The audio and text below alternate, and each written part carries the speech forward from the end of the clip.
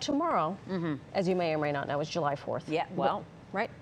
Fireworks, picnics, all the traditions can be fun for humans. It can be a little bit scary, maybe even dangerous for our four-legged friends. Oh, those puppies. Those are puppies. Well, joining us to give us all the info that we need to protect our pets, our family members. Don't forget, oh, look at the little guy. Okay, we have holistic travel veterinarian Dr. Christine Pedranghelu. Welcome to the show. You are probably very busy right about now. Very busy during this time of year. Clients are super anxious, so I'm very happy to come here and give some information so you all can be prepared. These are our family members. These are our family members. Yes, our fur children. It's very important to keep them safe over the summer. Right. I hope you don't mind, you know, and she knows because she's a vet and she also has 4 cats. Well, I was going to say. I'm a crazy cat lady, guys. We're old friends now. But first things first, let's talk about what actually happens to the pets. Yeah.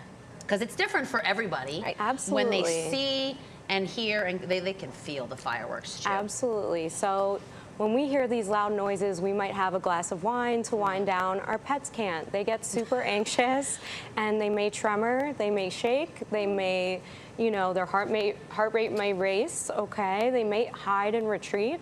They may even run away. Even a calm dog who usually is very trained could run away if they're scared and hear a loud noise at night. So it's important to keep them confined, keep them safe, and treat your environment as well as the pet. Right. Because they don't know what's happening. No. They just hear loud boom. Exactly. The vibrations. It's very scary. That's what we're talking about. Because you are also a cat mommy. I am. So do cats present any of that similar behavior? Yes, my cats actually hide, they shake. One of my cats was a stray who was on the streets, so she is very timid, so I do have to give her calming supplements. Okay. Yeah. Well, let's get into that. You have things that we can do before, during, and after. What can we do ahead of time to be prepared? Exactly. The first thing I like to tell my clients is to treat your environment. A couple of things you can do to treat your environment is most people have essential oil diffusers at home. Let's put some lavender oil in there. It's super calming for us. It smells great and it calms them down, and it's natural and, you know, no strong effect on them. Another couple of things you can do to treat your environment are there are natural pheromones that you can buy at Petco. You can overnight it on Amazon. For my cats, I use a product called Feel Away. This also just does a nice calming effect.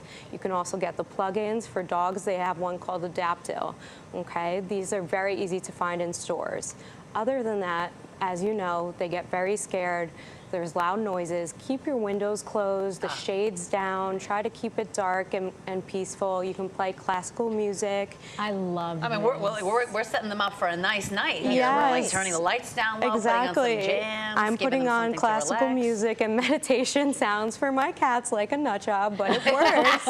It works. Whatever you gotta do. And you know what? Just if you have a furnished basement that's a little bit, tends to be quieter, that's a great place for them to retreat. Give them a high reward toy that keeps them occupied. Get a Kong toy, those plastic Kongs, they're indestructible. Oh, you put the peanut butter in there? Put some peanut butter, some grass-fed yogurt, and it keeps them distracted. Okay. So I think I know the answer, but should we be taking our furry friends to the fireworks? I would prefer as a veterinarian for you to leave them at home. That's the safest bet. And if you can't be with them, I still prefer you leave them at home in a treated environment, in a nice calm space. But I do understand you wanting to take them out and celebrate with you. There are just some precautions you need to take in advance. Okay. Such as? So, such as if you're going to your friend's kickback or your neighbor's backyard, you want to make sure the yard is fenced in. You want to make sure your pet has a collar on. So if they do run away, they can be identified. You want to make sure your phone number's on there. You want to make sure your pet is microchipped and that the microchip is registered to you, because a lot of people forget to keep up with the registration. Oh boy. And then when they're found and they get scanned, we can't tell who owns them. Other than that, of course, you're at a party, you're at a celebration, just be mindful of glass, paraphernalia. toxins, debris, and things like that around you. I was once at a party where the kids were doing sprinklers. The sparklers. The sparklers, and then dropped one in when it was hot, and my friend's dog, her little paw, I felt, my heart broke because it was so innocent, but those are things that you got to think about. Yeah, absolutely. There are precautions to take with this stuff. And that covers fireworks, but you know, we are in summer, a lot of beach time. I like to bring my dog with me basically everywhere I can, whether they're allowed or not.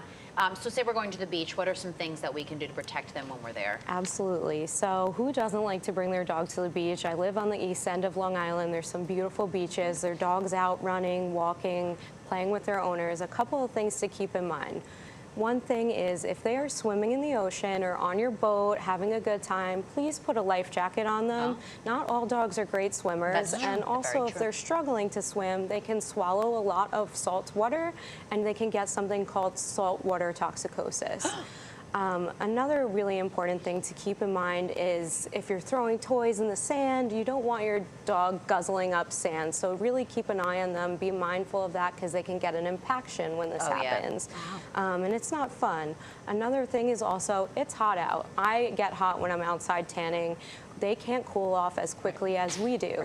They can't excessively sweat like we do. They pant, and they have little tiny sweat glands in their paw pads, but that's about it. So make sure you have fresh water available at all times to prevent dehydration. You can buy cooling mats. You can buy beds with a little shade, pet visors even. They have all these things these days.